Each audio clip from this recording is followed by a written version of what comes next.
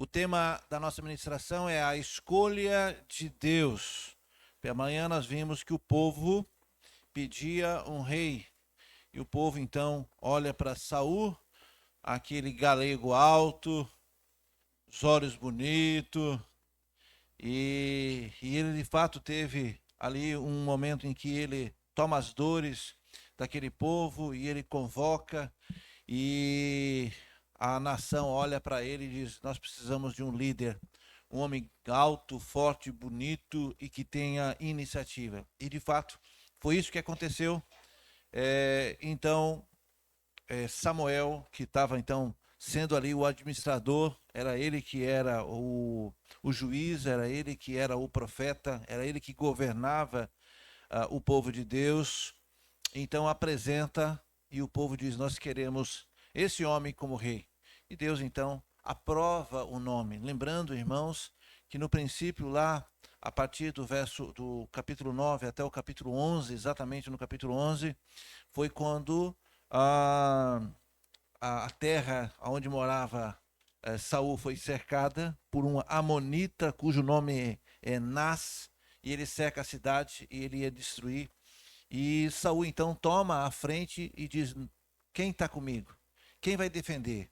E ele faz ali, usado pelo Espírito de Deus, diz a palavra, usado pelo Espírito de Deus, ele pega 2 bois, corta, fatia esse boi e distribui para os mensageiros por todas as partes de Israel e diz: ó, é assim que nós seremos fatiados, é assim que nós seremos sacrificados se a gente não reagir contra essa nação liderada por esse amonita chamado Nas. E o povo então entende que ele é um bom líder e que ele está ali decidido. E o povo se une e venceram essa batalha.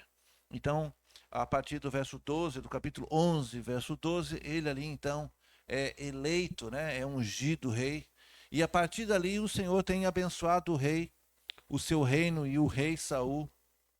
E ele tem feito um bom governo porque ele obedecia. Saul, da parte de Deus, recebia as diretrizes, as ordens, retransmitia ao rei, o rei obedecia e ele cada vez mais ia se dando bem, ia prosperando, ia avançando nos territórios, fazia a defesa contra os inimigos. Lembrando que nem tudo que começa bem vai bem até o final. Vai bem quando você coloca o Senhor em primeiro lugar, quando você obedece às ordens dele. Quanto Saul, então, obedecia a Deus, ele ia bem. Lá pelo capítulo, a partir do 14, exatamente no 15, a coisa começa a ficar um pouco mais complicada, porque Saul começa então a fazer as coisas conforme ele entende que deve fazer. Afinal de contas, ele tem vencido tantas batalhas, afinal de contas, ele é o grande rei, o povo está com ele e as coisas estão dando certo. Mas por que está dando certo? Está dando certo porque ele tem obediência para com Deus através de Samuel. Mas a gente começa a ver o perfil do rei e dado momento ele tem que fazer uma grande luta e ele convoca então muitos homens e ele vai para o combate e Deus havia dado uma ordem a ele que ele então ia contra uma nação, os amalequitas, e ele deveria destruir absolutamente tudo: homens, mulheres, crianças, animais, e não deveria deixar nada. Por quê? Porque os amalequitas simplesmente dificultaram a saída do povo do Egito. Então Deus decreta uma sentença contra os amalequitas. Então, quando a gente lê a Bíblia de maneira muito simplória, sem prestar atenção, às vezes a gente diz: poxa, como é que pode Deus mandando destruir, inclusive crianças recém-nascidas? De manhã eu disse que não cabe a nós, seres humanos, questionar a ordem de Deus, né? Não cabe a nós julgar, será que isso é legal? Principalmente a gente comete um erro terrível de tentar criar um contexto. Ah, mas naquela época. E hoje a gente tem que tomar cuidado com isso, porque quando a gente cria esse contexto ou tenta harmonizar o texto bíblico com os dias de hoje, você corre o risco de achar isso um absurdo. Ora, se Deus manda avançar contra os amalequitas, porque os amalequitas então, de fato, pecaram contra Deus e o povo de Deus estava sendo usado como o próprio juiz para fazer justiça pelas mãos de Deus sobre o povo amalequita. Então não cabe a nós, às vezes a gente fica olhando os textos e fica, poxa, mas que absurdo, como é que manda matar criança? Que Deus é esse?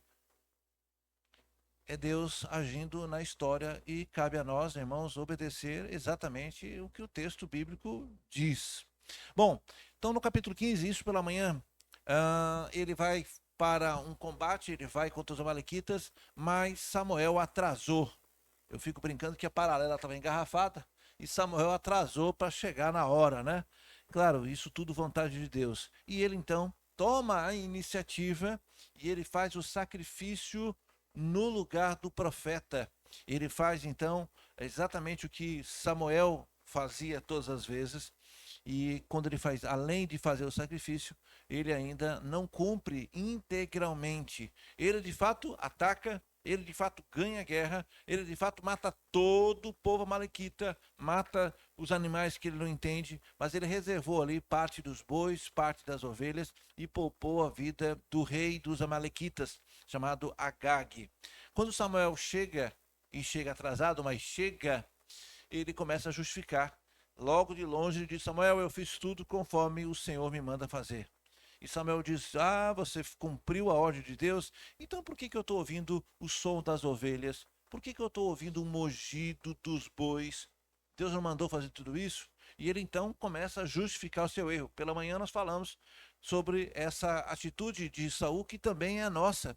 Quando nós não cumprimos a ordem de Deus, aliás, quando nós não cumprimos qualquer ordem, não é só a ordem de Deus. Quando você passa no sinal vermelho, você diz, não, mas é porque eu passei no amarelo. E alguns ainda tesam, não, mas amarelo não é vermelho, mas também não é verde. Mas eu não vi a placa, eu não sabia. E a gente começa a se justificar, a gente começa a colocar o outro, né? A mulher que tu me deu, o pastor que tu me deu, a gente faz assim, né? Eu fiz porque... Essa é uma piada interna que só o pessoal da recepção aqui entende. Pastor que tu me deu. Não, Abraão também entende isso. A gente fica brincando internamente sobre essa questão. O fato é que Saul sabia, ele sabia, mas ele tenta justificar com Samuel. Acontece que Samuel não era apenas o profeta, Samuel era o representante de Deus na terra.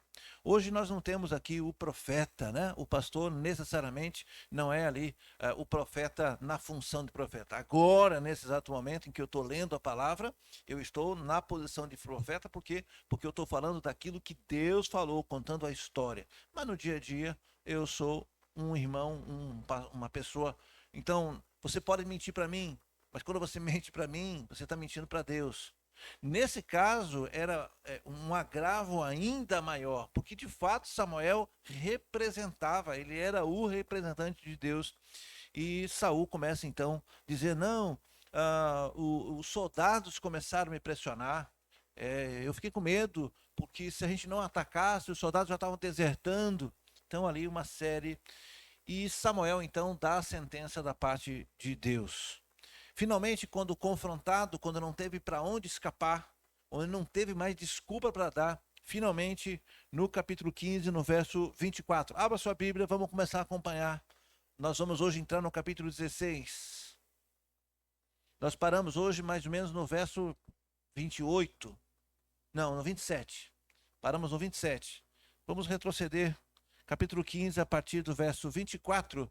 E a gente vai fazer então essa introdução e vamos entrar no capítulo 16. Eu disse o quê? Eu não disse. É que está tudo aqui. Primeiro livro de Samuel, lembrando que não é primeira de Samuel, né? Porque não é a primeira carta, é o primeiro livro. Então a gente diz, tentando ensinar o mais correto possível, o primeiro livro de Samuel, no capítulo 15, vamos ler a partir do verso 24, para finalmente a gente conseguir alcançar o capítulo 16. Todos acharam? Quando confrontado, então, ele diz, pequei, disse Saul. Não teve mais como dar desculpa, ele disse, tá bom, realmente, pequei, não teve jeito. Violei a ordem do Senhor e as instruções que tu me deste. E ele vai justificar agora dizendo, eu tive medo dos soldados, e os atendi. Pela manhã nós falamos da pressão que os líderes recebem e que você que é pai e mãe também recebe pressões dos seus filhos, você que é funcionário, né, recebe, mesmo você que é autônomo, você que presta serviço para alguém, você sempre recebe pressão de alguém. Cuidado para que você não ceda essa pressão. Às vezes dando um prazo, né, o cliente chega lá entregando um carro, né, Big? Ó, eu quero para hoje à tarde. Tem que ser hoje à tarde, não pode. E aí às vezes a gente diz, tá bom, pode ser, e aí não faz. E aí o errado é você que disse que entregaria o carro, não entregou. É você que disse que ia fazer, às vezes só para ceder, só para escapar daquela pressão momentânea. E aí você passa por mentiroso, você recebe todas as consequências depois. Então ele disse: tive medo dos soldados e os atendi. Agora eu te imploro, perdoa o meu pecado e volta comigo para que eu adore o Senhor. Aqui no verso 25, me dá a impressão que ele então, uma vez que não teve como justificar, e ele está sendo pressionado, ele diz, olha, ok, eu pequei, me perdoe. Eu tenho a impressão que ele não está valorizando, ele não está aqui como alguém arrependido de fato. Ele não se joga no chão, ele não rasga suas vestes, ele não chora. Não, ele apenas diz, olha, me perdoe, tá bom, ok, eu errei. Agora volte, eu imploro, volte comigo, para que eu adore o Senhor. O que ele quer aqui? Ele quer fazer bonito, porque ele está na frente de seus generais, dos seus comandantes, das autoridades, e ele não quer levar um sabão, um puxão de orelha de Samuel e sair ali de cabeça baixa. Com certeza, como rei, ele perderia a moral para os seus soldados. Então, ele, uma vez que cedeu para os seus soldados, dizendo, não, deixa comigo. Samuel não veio, eu já sei fazer o sacrifício, eu faço o serviço todo.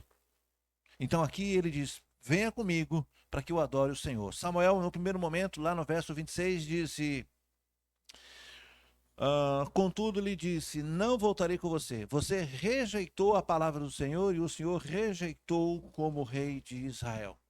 Aqui ele recebe uma resposta dura, porque ele de fato rejeitou as ordens do Senhor, até que o governo dele estava indo muito bem, até que a vida dele estava indo bem. Isso acontece comigo e com você, enquanto, repito, enquanto nós estamos no caminho do Senhor, obedecendo a palavra, sendo fiel, tudo vai muito bem. Se afaste do Senhor, só um pouquinho, e as lutas começam. Ah, pastor, mas a pessoa pode estar com o Senhor? Sim, vai ter luta o tempo todo, mas você vai ter vitória o tempo todo. Saul aqui começa então a se afastar e Samuel é muito direto. Você rejeitou a Deus e Deus te rejeitou como rei. Verso 27. Quando Samuel virou-se para sair, Saul agarrou-se à barra do manto dele e rasgou. Olha que cena triste, lamentável. Samuel então dá essa dura neles, ó, você rejeitou a palavra do Senhor, o Senhor rejeitou o seu reino. Fui embora. E no que ele sai, o rei agora se agarra no manto e prende a ponto de rasgar ali. Rasgou o manto. E no verso 28, Samuel disse, o Senhor rasgou também você. O seu reino foi rasgado. O Senhor vai achar alguém melhor que você. Quando nós somos infiel com o Senhor, a obra do Senhor não vai ser prejudicada. Tem muita gente que diz assim, olha, eu sou insubstituível. Há pastores, há líderes, há irmãos que dizem, não, eu sou o pastor. Se eu sair da Nibs, a Nibs acaba. Não, vai vir um melhor que eu. E vai fazer muitas outras coisas, porque essa casa, esse lugar é do Senhor. Então nós temos que ter essa consciência, né? Não fique achando que você é insubstituível, que só você sabe, que só você domina. Samuel disse, olha, o Senhor rasgou você hoje, o seu reino, né? Ele vai encontrar alguém melhor que você. Verso 29, olha a sua Bíblia. Aquele que é a glória de Israel não mente e não se arrepende, pois não é homem para se arrepender. Isso aqui é interessante no verso 29, porque lá no início do capítulo 15, e também nós vamos ver isso no capítulo 16, o próprio texto diz, e Deus se arrependeu de escolher Saul. Ou melhor, de permitir que Saul fosse escolhido pelo povo. Mas aqui o próprio profeta está dizendo, Deus não é homem, ele não mente, ele não se arrepende. Então agora ele está trazendo a realidade. Ou seja, Saul, o que ele vai fazer com você, ele não se arrepende. É isso mesmo que ele vai fazer. Verso 30. Saul repetiu: pequei. Agora honra-me perante as autoridades do meu povo, perante Israel. Volta comigo, para que eu possa adorar o Senhor teu Deus. Perceba que ele não diz o meu Senhor. A preocupação de Saul aqui é livrar sua cara, é de não passar vergonha. Muitos de nós, irmãos, também temos esse comportamento. O que a gente quer é a aparência. Eu erro, eu peco, mas não quero que ninguém saiba. E quando confrontado, eu digo: tá bom, errei, mas livra minha cara. Dá um jeito aí de não aparecer. Dá um jeito disso não virar o escândalo. Dá um jeito disso não cair na mídia. Qual é a nossa preocupação? É a nossa aparência? Como diz o Saul aqui: honra-me junto às minhas autoridades. O que ele queria era manter as aparências do governo dele. Nós temos que tomar cuidado com isso, irmãos. Nossa preocupação deve ser em agradar a Deus e não agradar os homens. Quem agrada o mundo, quem é amigo do mundo, é inimigo de Deus. Então, o que nós extraímos disso, e desde manhã estamos falando a respeito disso, o que o Senhor quer é um coração contrito, um coração arrependido, alguém que diga: olha, eu não estou nem preocupado com as repercussões, eu errei, eu vou ter que pagar, eu vou fazer o quê? Né? A preocupação aqui de Saul é com a sua aparência. Ele repete: eu pequei. É como se Saul falasse assim: o que Samuel quer ouvir é minha confissão. Então pronto, então ó, Saul, eu pequei mesmo, está tudo certo. Mas não é verdade isso. Porque ele diz: agora honra-me. Como é que vai honrar? Se ele não honrou o próprio Deus. Mas Saul quer ser honrado. Saul quer sair de boa perante as autoridades do meu povo e perante Israel. Volta comigo para que eu possa adorar o Senhor, o teu Deus. E assim Samuel voltou com ele e Saul adorou o Senhor. Então Samuel disse: traga-me Agag, o rei dos amalequitas. Agag veio confiante, pensando: com certeza já passou a amargura da morte. Samuel, porém, disse a Agag: assim como sua espada deixou mulheres e filhos, também a sua mãe entre as mulheres ficará sem o filho. E Samuel despedaçou Agag perante o Senhor em Gigal. O que acontece é que Saul e seu exército, essa cena acontece no campo de batalha. Saul implorou tanto, porque Samuel saísse com ele do campo de batalha de cabeça de pé. O que Saul queria é: olha, o profeta está comigo, logo o Senhor está comigo. Lembre-se que o profeta era o representante de Deus. Ele queria sair do campo de batalha vitorioso. Afinal de contas, ele venceu a guerra, matou tudo que tinha que matar e ainda levou o prisioneiro, e Samuel está ali. Ele quer isso. Mas quando Samuel chega em Gigal, ele diz: cadê o rei Agag? Venha para cá. Ele olha para o Agag, quando é chamado. Imagine, Agag foi poupado no campo de batalha, saiu vivo, e ele agora se apresenta, e quando alguém chama: o profeta Samuel quer falar com você. Eles: tá tranquilo. Já passou a raiva deles, né? Afinal de contas, me deslocaram como prisioneiro de uma área para outra, e ele se apresenta, pensando que então seria poupado. E Samuel olha para ele e diz: assim como a sua espada deixou mulheres sem filhos, pais sem, né, sem esposa, sem o marido, e mãe sem os filhos, ele diz: você também vai ficar, a tua mãe também vai perder um filho. E ele matou o rei. O Samuel, o profeta já estava velho aqui, e ele fez isso, mostrando para Saul: você não fez? É assim que o Senhor quer que faça. Então ele disciplinou o rei, e na frente de todo mundo ele diz: é assim que o Senhor quer. E ele matou o rei. E no verso 34 diz assim: então Samuel partiu para Ramá, e Saul foi para sua casa na região de Gibeá de Saul. Nunca mais Samuel viu Saul até o dia da sua morte, embora se entristecesse por causa dele, porque o Senhor se arrependera de ter estabelecido Saul como rei de Israel. Essa parte aqui, ó, em que depois da morte do rei Agag, basicamente Saul foi para sua casa em Gibeá, e o profeta vai para um lugar chamado Ramá, e nunca mais eles se veem até que Saul acaba perdendo a vida num combate. O que o texto está dizendo aqui é que Saul, ou melhor, Samuel se entristeceu e permaneceu triste, porque é como Samuel tem a impressão que é ele que apresentou o Senhor. Lembre-se, o povo, lá no capítulo 9, pedia um rei. O povo dizia: todas as nações têm um representante. Nós também queremos um rei. Então Samuel, no primeiro momento, quando recebe essa informação do povo, Samuel se questiona e questiona o povo. Por acaso eu tenho sido desonesto? Por acaso eu enganei alguém? Eu não tenho atendido, eu não tenho abençoado vocês? Samuel começa a se quase que se fazer uma autoavaliação. Por que o povo está pedindo o rei? Será que eu não estou sendo suficiente? Será que eu não estou sendo competente? Essas questões de autorreflexão acontecem com qualquer líder. Quando um liderado pede para sair da sua equipe, quando o liderado pede para mudar de equipe, o líder fica logo vacilante. Será que eu estou errando? Será que eu... E Samuel também acontece. Eu, como pastor, me questiono cada vez que alguém pede: eu vou voltar para Iban, eu vou para tal lugar. Eu deveria pensar que isso, e de fato isso é um processo normal. Assim como entra pessoas novas, também uma hora alguém vai sair daqui para outro lugar. Afinal de contas, isso é a casa de Deus e nós temos liberdade. A pessoa serve o Senhor na Nibes, mas pode servir o Senhor em qualquer outra igreja.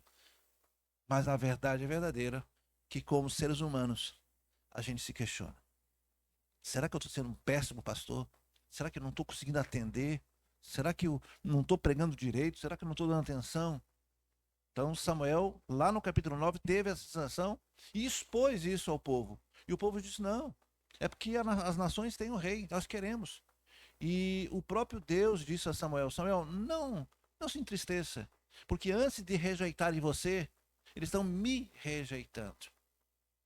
Diga ao povo que eu vou dar o rei que eles querem. Eles podem escolher o rei, mas esse rei vai ter autoridade sobre suas propriedades, sobre seus bens, sobre suas filhas e esposas. E é bem isso que o rei, a monarquia faz. O rei, para se estabelecer, tem que ter uma área. Ele vai desapropriar uma área, as pessoas vão ter que trabalhar de graça para o rei para construir o castelo, vão ter que pagar imposto, ou seja, e o povo, apesar de tudo isso, o povo disse: nós queremos um rei. Nós pagamos o preço. Bom, isso no capítulo 9. Samuel aqui fica triste porque ele tem a sensação que é ele que intermediou. Foi ele que disse para o Senhor: Senhor, o povo está olhando esse rapaz que é altão, esse rapaz que é forte, o povo está querendo ele. Samuel tem a sensação de que ele também é culpado por indicar Samuel a Deus.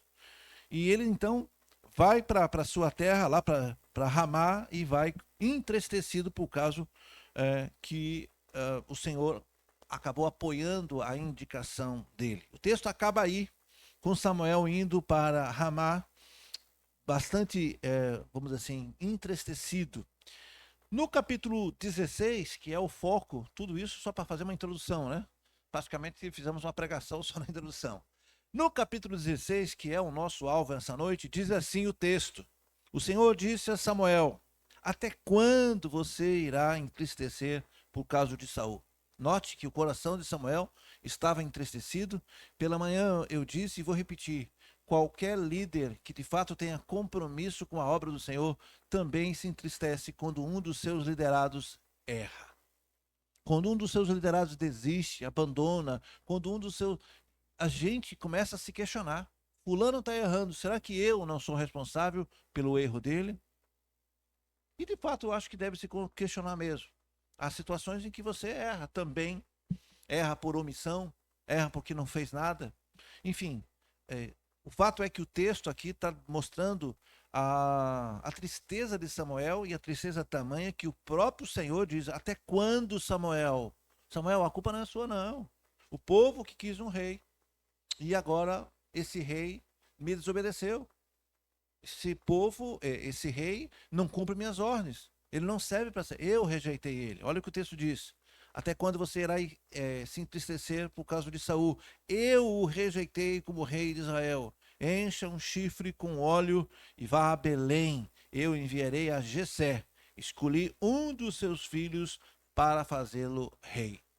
O que nós estamos vendo aqui, eu quero fazer um destaque aqui no capítulo, a partir do capítulo 9, e exatamente no capítulo 11, o povo escolhe Saul, porque Saul era alguém que tinha cara de rei, aparência de rei.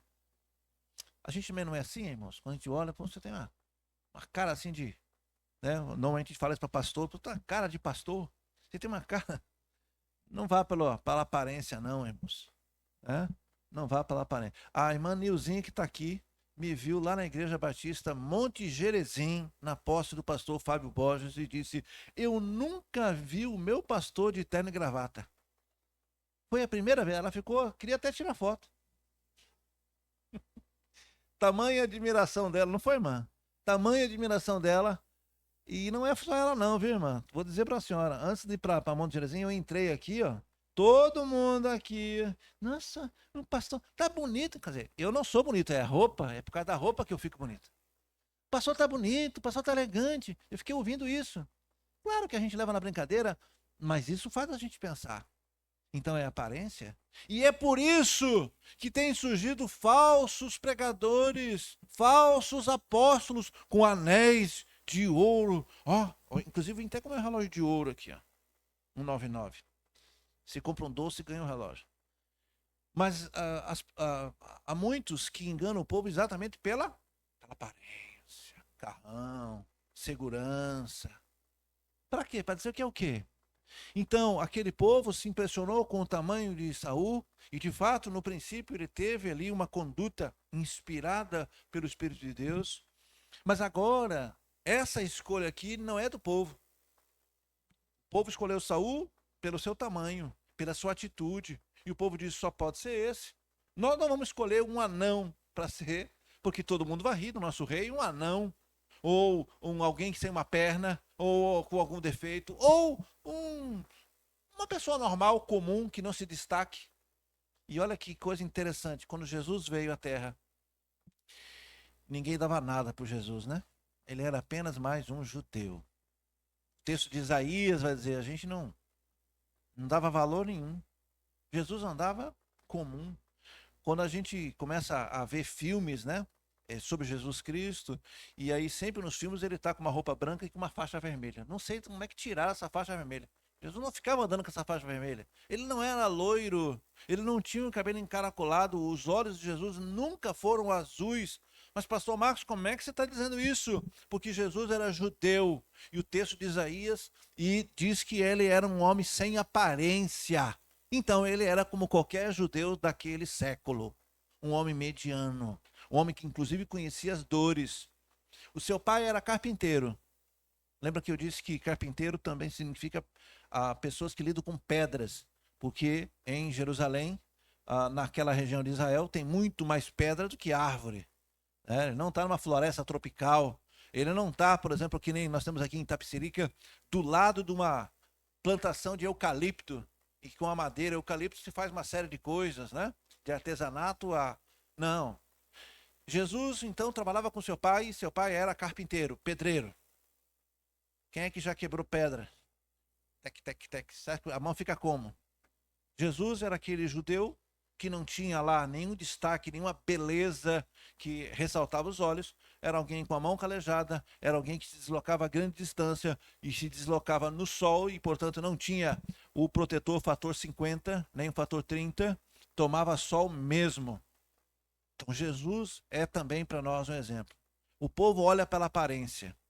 O povo olha pela aparência. Quem nunca teve um tratamento diferenciado quando você vai no mercado?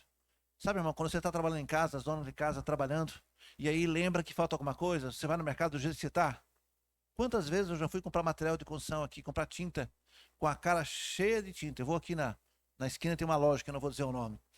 E faltou tinta e por muitas vezes eu larguei o rolo aqui e fui lá. Nunca.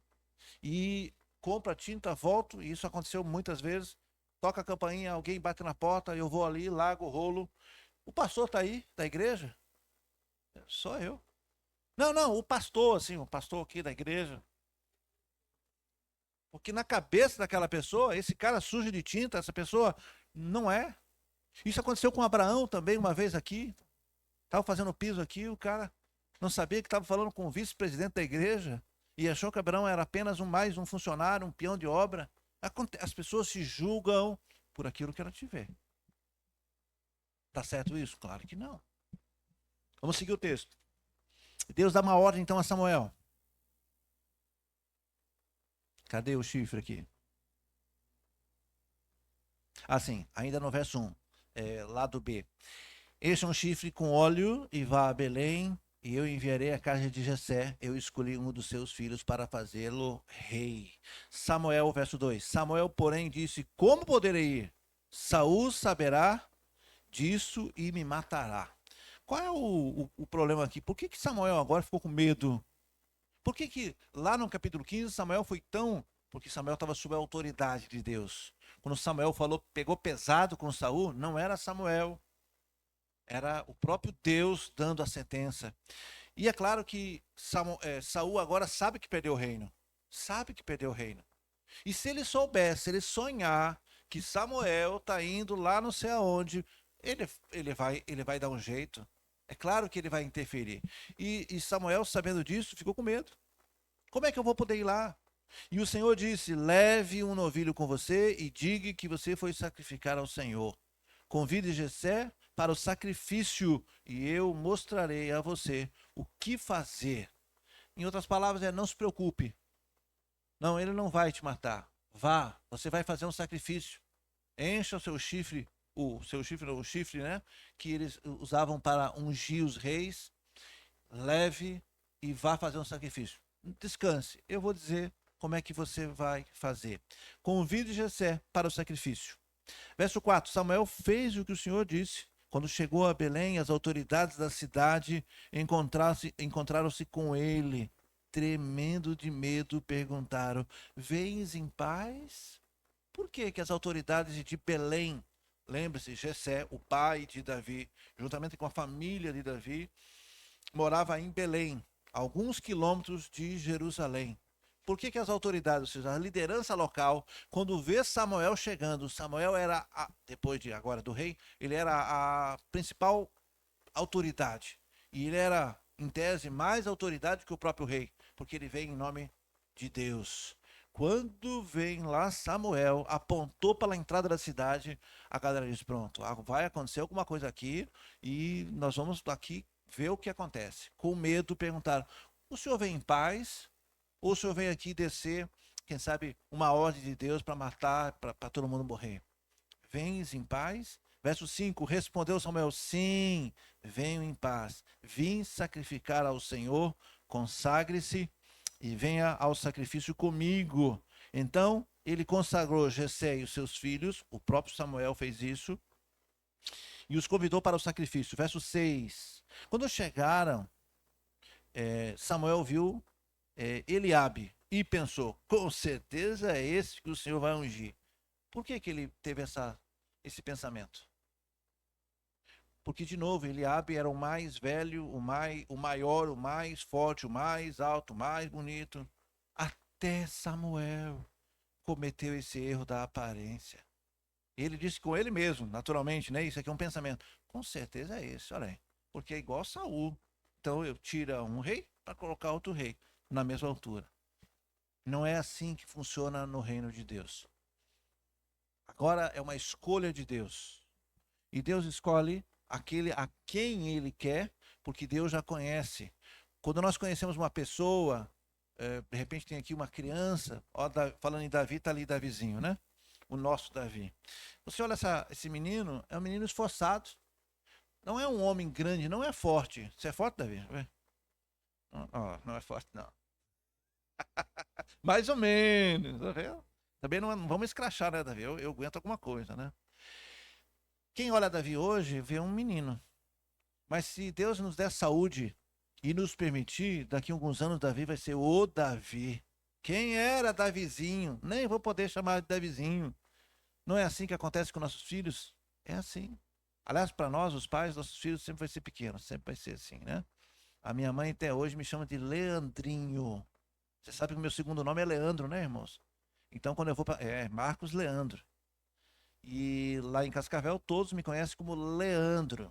Tanto é que me chamam de Pastor Leandro. Eu nem atendo. Pastor Leandro, não é comigo.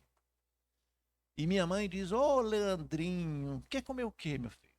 E aí eu abuso da minha veinha e peço um monte de coisa que aqui não tem, né? Ah, minha mãe, eu queria pastel. A barriga tá cheia, mas eu quero pastel, eu quero aquele, assim. E aí todo mundo se beneficia comigo, né? Meus primos, parentes.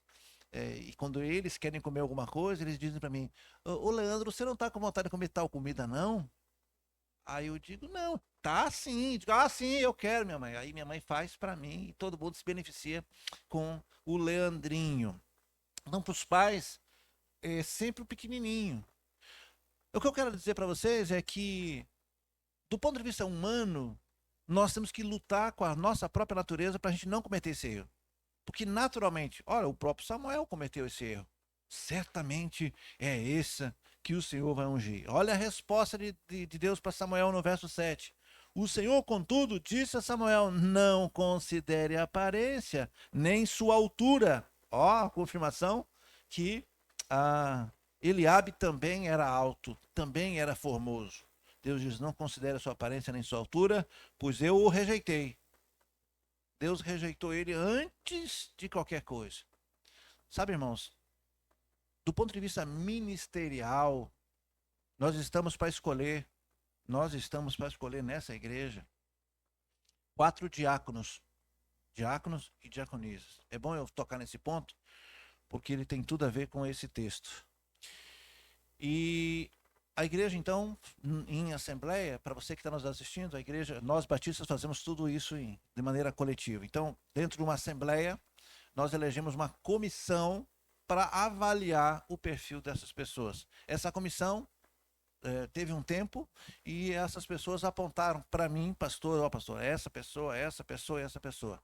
E eu olho o perfil dessas pessoas e digo, não, ok, essa aqui não pode. Você está indicando, mas não dá. Não tem condições. E o motivo é pastoral. Ó, esse aqui, esses nomes aqui, tá, os 4 que vocês escolheram, esses 4 aqui, ó, perfeito. Ok? Então, como é que funciona essa escolha? Assim como os próprios apóstolos escolheram os diáconos, a igreja, com oração, com muito temor da parte do Senhor, vai olhar o perfil. Então não é porque ele é mais velho, ou porque ele sabe mais, porque é mais estudado, ou porque ele sabe falar. Não. É Deus que coloca no coração nosso quem é que vai exercer o ministério. Nesse caso, o ministério diaconal. Para o ministério pastoral é a mesma coisa. Não basta o irmão ser desenrolado, sabe falar, tem uma oratória bonita, o irmão se veste igual pastor, ó, vem de terno e gravata todo dia, é uma bênção. Não, não é a postura, não é a aparência, não é a roupa, não. É um chamado que Deus faz para cada um de nós, para cada função, para cada dom que Ele já deu a cada um de vocês. Então aqui o próprio Samuel ia cometer basicamente o mesmo erro. Ia para o tamanho, ia para a aparência. E o Senhor diz: não, eu já rejeitei ele. Não é assim. Não é assim. Por isso, voltando à questão ministerial nos dias de hoje, é por isso que quando a gente, então, vai indicar alguém para o ministério, essa pessoa precisa ter comunhão com Deus, essa pessoa precisa ter testemunha, essa pessoa precisa andar com Deus, precisa ser crente de verdade, né? E essa pessoa precisa sentir no seu coração também a confirmação. Não é porque o povo está dizendo que ele dá para o negócio é que ele vai fazer. É uma via de duas mãos.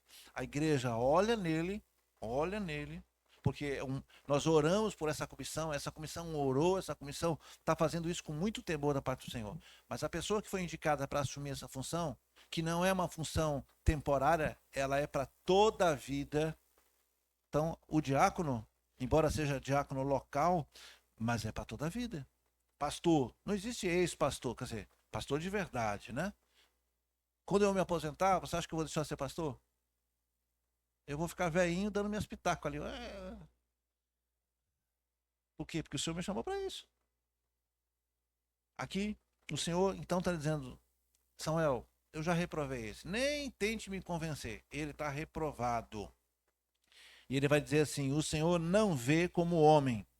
O homem vê a aparência, mas o Senhor vê o coração. Ele sonda a intenção. Isso aqui é maravilhoso. As pessoas enganam as outras, elas maqueiam, elas dissimulam, elas interpretam um personagem e ela convence muita gente. Mas Deus olha para dentro do coração, ele sabe a intenção. Por que é que você quer fazer isso? Por que é que você quer essa posição? Ou por que é que você está fazendo isso? Ele conhece o coração nosso. Então Jessé chamou Abinadab, já que não é o primeiro, não é Eliabe, então eu vou chamar o segundo, Abinadab, e levou a Samuel. Ele, porém, disse: o Senhor também não escolheu esse. Verso 9: em seguida, Jessé levou então Samar, e Samuel disse: esse também não foi o que o Senhor escolheu. E Jessé, então, ah, levou a Samuel 7 dos seus filhos, mas Samuel disse: o Senhor não escolheu nenhum desses. Já imaginou o desespero de Samuel? Então eu venho à casa de Jessé, eu faço tudo. Cadê? Não é nenhum desses aqui. Nesse momento, se eu sou Samuel, eu começo a me questionar: será que eu estou ouvindo certo? Será que eu não me passei aqui? O fato é que Jessé, pai de Davi, manda 7 filhos. Verso 11: então perguntou a Jessé: esses são todos os filhos que você tem? Jessé respondeu: ainda tem um caçula, mas ele está cuidando das ovelhas. Você veja que o próprio pai de Jessé, ele entende que o caçula é caçula, né? Uma criança. Ó, é nessa questão. Ele é pequeno. Então os homens grandes vão rachar lenha, vão carregar pedra, vão cuidar do gado. O menino, pequeno Davi, vai cuidar da ovelha. Não é porque é criança que ela vai trabalhar, mas vai fazer um trabalho que não demande força física. O que é um outro engano que você vai ver logo depois. Mas Davizinho estava lá, caçula, e ele diz: eu tenho lá. Ele está cuidando das ovelhas. Samuel disse: traga aqui.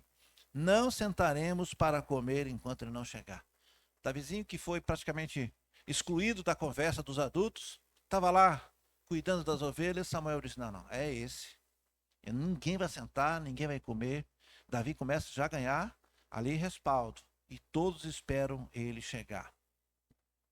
Verso 12: Jessé então manda chamá-lo, e ele veio. Ele era ruivo e belos olhos, de boa aparência, mas não era altão. Aqui o texto, quando diz ele era ruivo, para nós, latinos-americanos, nós que estamos aqui do Ocidente, o ruivo para nós é cabelo de fogo, né? Muita gente, inclusive nas novelas, dizem que Saul era ruivo. Mas o ruivo, se você for fazer a tradução, é moreno. É moreno. Moreno, uma cor mais queimada do sol. Por quê? Porque ficava cuidando das ovelhas, né? Então não se sabe exatamente. Alguns tradutores dizem ruivo, e isso não tem muita importância, mas eu quero só destacar para vocês que a tradução correta não seria ruivo, seria moreno.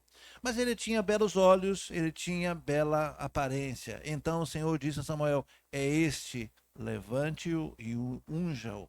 Samuel apanhou o chifre cheio de óleo e ungiu na presença de seus irmãos, e a partir daquele dia o Espírito do Senhor apoderou-se de Davi, e Samuel voltou para Ramá. Se a gente for andar um pouquinho mais, paralelamente a isso, no verso 14, enquanto que Davi foi ungido e naquele momento o Espírito do Senhor desceu sobre ele, olha o que acontece paralelamente ao verso 14. O Espírito do Senhor se retirou de Saul, e um espírito maligno vindo da parte de quem? Do Senhor o atormentava. Não veio da parte do diabo, veio da parte do Senhor, como parte de punição. Deus diz: olha, você me rejeitou, eu vou rejeitar você. Você me desobedeceu, você não serve para ser rei. Vou tirar o espírito que eu coloquei em você e vou colocar em Davi. Davi agora crescia em graça, em conhecimento, se fortalecia, e o rei era atormentado pelo Espírito do Senhor. Ou você acha que não é o Senhor que autoriza todas as coisas? Ou você acha que Satanás e seus anjos podem fazer alguma coisa às escondidas, pelas costas de Deus? Às vezes nós temos esse pensamento infantil. Às vezes nós achamos que o inimigo trabalha na surdina e que Deus não está vendo. Tem gente que ora dizendo: Senhor, o Senhor não está vendo. Claro que o Senhor está vendo. Os olhos do Senhor, né, Big, estão por todas as partes. todas as partes. O que o inimigo pode fazer que o Senhor não está vendo? Então, quando o texto está dizendo, e o espírito maligno veio enviada por Deus, não significa que Deus, ele veio da parte do céu, o espírito maligno. O texto está dizendo é que Deus permitiu que Satanás atormentasse ele. Essa é a tradução ideal para a gente perceber isso aqui. Bom, o fato é que agora, Davi, talvez você esteja se perguntando, com que idade tinha Davi? Ora, o judeu, naquele tempo então, o hebreu, 12 anos era homem. 12 anos já era um homem. E tinha que trabalhar e respondia e fazia tudo. 12 anos vai para o exército? Não. Com 16 vai, com 12 não vai. Tá? Então, nesse momento, como o pai de Davi, Jessé, tinha 7 filhos maiores adultos, quando Saul precisava de soldados, os 2 primeiros iam para o combate. Você vai ver isso um pouquinho mais à frente, lá no capítulo 17, quando os filhos de Jessé foram convocados para a guerra contra os filisteus, lá na região de Socó. E você sabe que Davi, amando do seu pai, vai então levar queijo e leite para o comandante. E Davizinho, agora vendo os soldados com medo do gigante, ele toma a frente e diz: não, esse filisteu não pode ameaçar o nosso Deus. E ele se coloca à disposição para guerrear. Saul acha muita graça e diz: como é que pode? Nossos maiores guerreiros, os homens altos, né? Não conseguem encarar, como é que uma criança vai? Mas essa é uma outra história, vai ser, quem sabe, no próximo domingo, capítulo 17. Eu quero então encerrar o capítulo 16 dizendo sobre a escolha de Deus e a escolha dos homens. Quando os homens escolhem, nós estamos sujeitos a erros, porque a nossa régua de medir, o nosso parâmetro está comprometido. A gente olha por a gente mesmo. Veja as empresas querem gente jovem para trabalhar. Por que não pega alguém com 60 anos? Porque já é idoso. São os que mais têm experiência. Um idoso de 60 anos, segundo a lei, diz que idoso é com 60 anos, né? É um jovem que deu certo. Um idoso é um jovem que deu certo. É só olhar para a vida de alguém que tem mais, ou que tem 60 ou mais de 60, e pergunte para ele quantas vezes você errou, quantas vezes você tropeçou. Ele vai te contar cada história. Mas está aqui. E principalmente uma pessoa com mais de 60 que está na presença do Senhor. Essa mulher, esse homem tem experiências maravilhosas. Então, para nós tem muito valor. Mas o comércio, a sociedade, enfim, o sistema diz não, não produz mais. Né? Por quê? Porque a gente olha a aparência, a gente quer ver força física. E foi o que Saul usou a vida toda. Ele se fez. Ele se beneficiou então da sua altura, da sua beleza, da sua fala, da sua força. E quando ele obedecia a Deus, tudo ia muito bem. A escolha de Deus é diferente. O Senhor, de fato, não olha pela aparência. O que para nós, irmãos, nessa noite é um grande refrigério. Eu e vocês fomos escolhidos para espalhar o Evangelho. E você que talvez não seja grande, não seja forte, talvez você não seja alto, seus olhos não sejam claros, talvez você não saiba falar, talvez você tenha vergonha, talvez você seja introvertido, talvez você não saiba nem se expressar, talvez você nem conheça tanto a Bíblia como gostaria de conhecer. Nada disso é impeditivo para Deus. Ele te escolheu e te escolheu antes da fundação do mundo para que você fosse fazer as obras e as boas obras, para que você produzisse bons frutos que agradam a Deus. Então não se preocupe com a sua aparência, não se preocupe com o que você é agora. Nós temos aqui adolescentes, temos jovens aqui. Hoje, quem sabe você não se sente capacitado, quem sabe você está passando uma situação, mas Deus pode usar você lá na frente.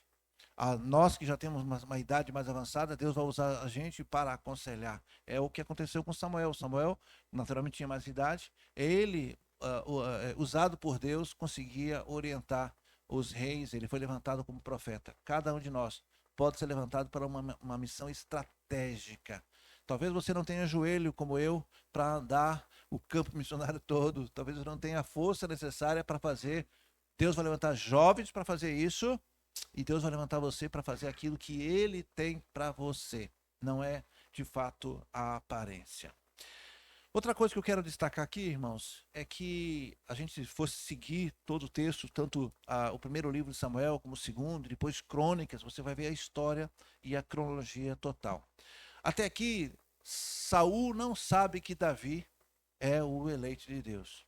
Um pouco mais para frente, depois que Saul então recebe aquele espírito maligno e fica atormentado, os oficiais, lá no verso 15 diz, os oficiais de Saul lhe disseram, há um espírito maligno mandado por Deus que atormente, que o nosso soberano mande os seus servos procurar um homem que saiba tocar harpa, ou seja, um instrumento de corda, para acalmar o rei.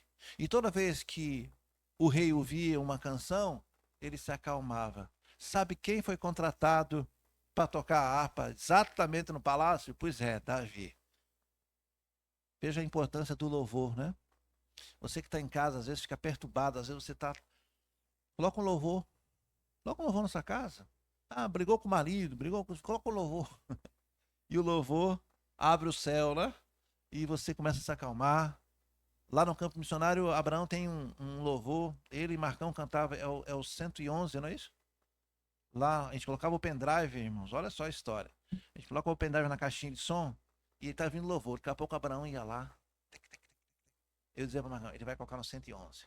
Como é que era o louvor? 93. Como é que é o louvor? É de Lázaro, né?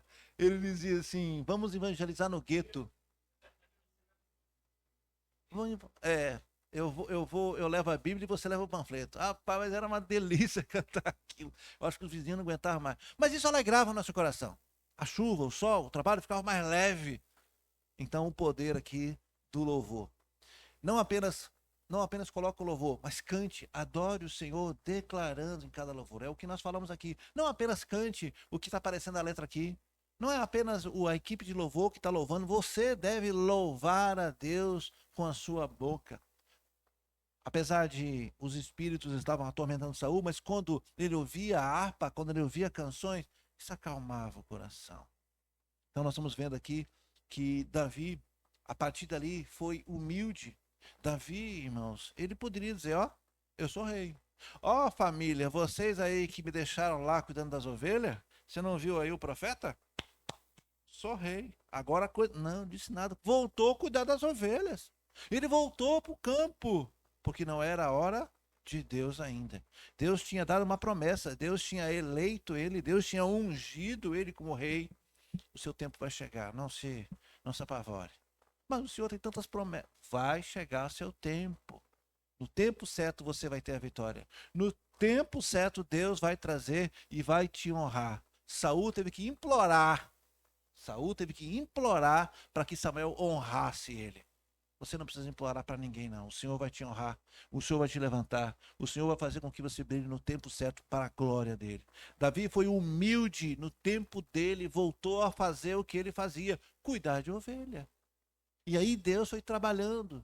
Quando ele faz o desafio no capítulo 17 com Golias, todo mundo riu dele, mais uma vez. Esse menino, quando Saul colocou o capacete, colocou o escudo, Davi não conseguiu nem andar. Lembrando que Saul era extremamente alto e Davi era extremamente pequeno. E Davi disse: não, eu vou fazer conforme eu fazia lá, com pedras. Eu afugentava ursas, eu encarava leões. E foi. Mas por que ele batalhou? Ele não batalhou em nome dele, não era para a moral dele. Ele disse: esse gigante está afrontando o nome do Senhor. Todas as vezes que você luta a sua batalha, colocando o Senhor na frente e dizendo, eu vou fazer em nome de Jesus, ele te dá vitória. Nunca batalhe com as suas próprias forças. Não deixe que o seu instinto de reação, a sua boca, a sua ira, não faça com as suas forças, porque foi assim que Saul fez. Faça como Davi. No tempo de Deus, ele vai te honrar. No tempo de Deus, ele vai te dar vitória. No tempo de Deus, todos vão notar, todos vão dizer, louvado seja Deus, porque aquele irmão, aquela irmã, aquela mãe, aquele pai que estava passando por tanta dificuldade, Deus honrou. Por quê? Porque você deixou Deus trabalhar na sua vida. Deixa Deus ser Deus na sua vida. Não precisa dizer, Senhor, olha o que está acontecendo comigo. Deus está vendo, Deus sabe de todas as coisas. Deus está sondando o seu coração. Só trabalhe, só glorifique. Diga, o Senhor está comigo e no tempo de Deus eu serei vitorioso, vitoriosa. Amém, irmãos? Não vá pelas aparências, não fique constrangido, dizendo, poxa, nunca vai chegar a vitória. Aquilo que parecia, como tem uma canção, né? Aquilo que parecia impossível, aquilo que parecia não ter mais jeito, Deus é especialista de trazer à existência aquilo que não existe. Deus é especialista da vitória para os humildes, mas os soberbos, mas aqueles como Saul, que não reconhece o seu pecado e que, ou então reconhece porque está sendo apresentado só temporariamente. Deus conhece a intenção. Tem gente que chora, que dá espetáculo e que diz que está muito arrependido. E ele te convence. Não é verdadeiro. Deus conhece o coração de cada um. Davi, um exemplo de humildade, e eu quero só adiantar e finalizando, vocês lembram que ele errou com Betseba. A Bíblia não esconde isso. Ele errou e errou feio. Deus tirou e castigou, tirou o filho daquele pecado. Aquela criança pagou com a vida.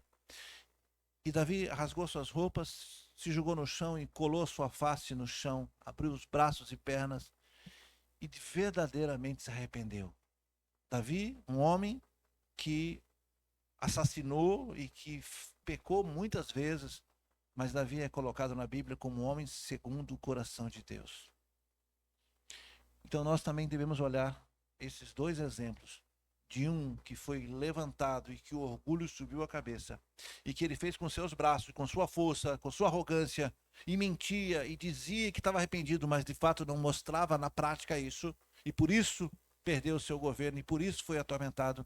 E um outro, que foi ungido ainda de criança, esperou seu tempo. Quantas vezes Saul tentou matar Davi, gente? Teve uma situação em que ele, de fato, poderia ter matado Saul, mas não fez. E quando Saul morreu, ele poderia soltar fogos de artifício, dar pulos de alegria. Finalmente, eu vou ter o que é meu, agora eu sou... Não, ele chorou amargamente, ele se entristeceu com a morte de Saul. E Deus levantou ele no tempo dele. E quando ele errava, ele de fato se arrependia. É isso que Deus quer ver. Deus não quer que você seja, ou Deus não espera, pelo menos, né, que você seja perfeito. É só pensar, eu como pai, você como pai e mãe, seus filhos vão errar? Vão, desde porque é criança, porque é adolescente, porque é jovem. Você erra até hoje. Deus não está preocupado se você vai errar. Já é esperado que você erre. O que ele quer é o arrependimento real, transformação. Abaixa sua cabeça, vamos orar. E nessa noite você vai dizer para Deus, Senhor, tira de mim o espírito de Saul, arrogante, mentiroso, enganador, um verdadeiro ator, mas coloque em mim o mesmo espírito que o Senhor colocou em Davi, humilde. Me faça reconhecer os meus erros, me faça confiar no Senhor, me faça agir segundo a sua vontade. Eu não sei qual é a luta que você está passando nessa noite, ou que você já vem enfrentando, quem sabe há tempos, eu não sei. Mas Deus conhece o seu coração. Quem sabe você está pensando até em desistir e dizer, olha, não tem jeito. Sim, você não consegue ver solução, seus olhos não alcançam isso. Mas Deus conhece, Deus já tem programado a sua vitória. É só você não desistir. Seja humilde como Davi. Davi, ainda com a cabeça cheia de óleo, provavelmente almoçou com seus pais. Provavelmente Samuel ainda ficou um pouco mais com Jessé. E ele deve ter dito, meu pai, com licença, permissão, meu pai. Samuel, me permita, as minhas ovelhas estão sozinhas, eu vou ter que voltar para o campo. Humilde, voltou a fazer. Continue fazendo o que você está fazendo. Continue vindo para a igreja. Continue chorando aos pés do Senhor. Continue confiando, a tua vitória virá. Pai, em nome de Jesus, aqui está a sua igreja. Nós temos dois exemplos. Desde manhã e agora à noite nós fechamos com o capítulo 16, aonde o Senhor, o mesmo Deus que falou com Samuel, o mesmo Deus que falou com Saul, o mesmo Deus que falou com Davi, o Senhor é o mesmo, ontem, hoje e sempre. O Senhor nos conhece, o Senhor sabe nossas fraquezas, o Senhor sabe que como humanos, às vezes nós estamos já desistindo, nós estamos esmorecendo, nós estamos perdendo as forças, a Deus. Não deixe, Pai, a gente desanimar. aos nossos olhos, a gente não vê solução. A gente não sabe como orientar, como ajudar. Às vezes, tentando ajudar, a gente tem a sensação que estraga ainda muito mais. Mas, Senhor, coloque em nós um espírito apaziguador, para que a gente possa ajudar aqueles que estão precisando. E aqueles que estão passando, estão no olho do furacão, estão, quem sabe, angustiados, quem sabe se sentindo sufocados, sem solução. Coloque no coração de cada irmão e irmã, de cada um que está ouvindo essa mensagem, a certeza que o Senhor conhece e que o Senhor já tem a vitória no tempo certo. Nos dê humildade, nos dê a paciência para esperar a solução. Às vezes, Senhor, nós tentamos tomar nossas decisões e somos tão afoitos e não deixamos o Senhor agir. Nós não deixamos o Senhor agir. Portanto, nessa noite nós queremos, em nome de Jesus, dizer: Senhor, toma minha vida nas suas mãos, a vida da minha família, dos meus filhos e filhas.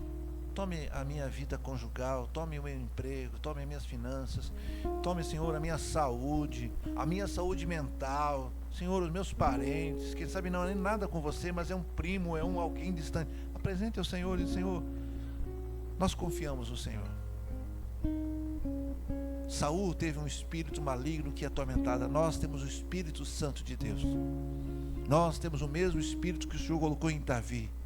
E Davi, a partir dali, voltou ao seu trabalho com a certeza que no tempo certo o Senhor ia honrar ele. Nós também temos essa certeza que no tempo certo o Senhor nos dará a vitória. E nós envergonharemos o inimigo. Aqueles que diziam não tem jeito, vão ver a vitória que o Senhor vai dar para cada um de nós. Abençoe o seu povo, Pai. Fortaleça a nossa fé. Não deixe a gente desanimar. Não deixe a gente fazer as coisas com as nossas forças. Nós não somos inteligentes, nós não somos nada, Senhor. Antes dependemos do Senhor. O Senhor é a nossa rocha. O Senhor é o nosso castelo forte. O Senhor é quem nos sustenta. Quem somos nós? Eu não consigo saber o dia de amanhã, eu não consigo saber o minuto seguinte. O Senhor sabe tudo na minha vida. O Senhor sabe as lutas que eu ainda passarei. E o Senhor sabe das vitórias que o Senhor me dará. Tudo isso vai depender do nosso comportamento. Assim como Davi era humilde e foi tido como um homem segundo o coração de Deus, assim queremos nós ser o servo segundo o seu coração. Mesmo que a gente erre, mesmo que a gente esteja desanimado, mesmo que a gente esteja, Senhor, toma conta de nós. Nós queremos que o seu Espírito, que habita já em nós, nos tranquilize, Senhor. Não deixe que o inimigo fale aos nossos ouvidos. Não deixe, Senhor, que o inimigo, o espírito maligno nos atormente com pensamentos, pedindo, quem sabe impelindo, provocando, para que a gente tome uma atitude, para que a gente nos ajude, Deus. Ajude a sua igreja, ajude aqueles que estão nos visitando, Senhor. Ajude, Senhor, aqueles que estão assistindo, Deus. Em nome de Jesus, nos dê a vitória. Nós confiamos no Senhor. O Senhor é poderoso, Deus Todo-Poderoso. E não há batalha, não há ferrolho, não há dificuldade que o Senhor não possa nos dar a vitória. Assim nós oramos, crendo no Senhor, pedindo que o Senhor abençoe nossa semana, pedindo que o Senhor abençoe nossa viagem missionária de segunda e terça lá em Itapecerica, que o Senhor abençoe aquela família aqui representada, que o Senhor nos livre, Senhor, de ciladas do inimigo, do laço do passarinheiro, do homem mau. Que o Senhor nos encaminhe segundo a sua poderosa e potente mão, debaixo, Senhor, da sua proteção. Nos dê uma semana de vitória, Senhor. Ainda que tenhamos luta, nos dê vitória. Nos dê a paciência necessária para encontrar e para esperar e aguardar a vitória no tempo certo. Assim oramos em nome de Jesus. Amém. Obrigado a você que está nos assistindo. Obrigado, irmã Virgínia, pela sua presença. Isso muito nos alegra. Venha mais vezes. E nós vamos para casa, irmãos. Tem cantina? Tem cantina. Leva o lanche para amanhã, para o café da manhã. Esteja orando pela equipe missionária que vai sair amanhã às 6 horas da manhã em direção a Itapecerica. Até quarta-feira, se assim Deus permitir.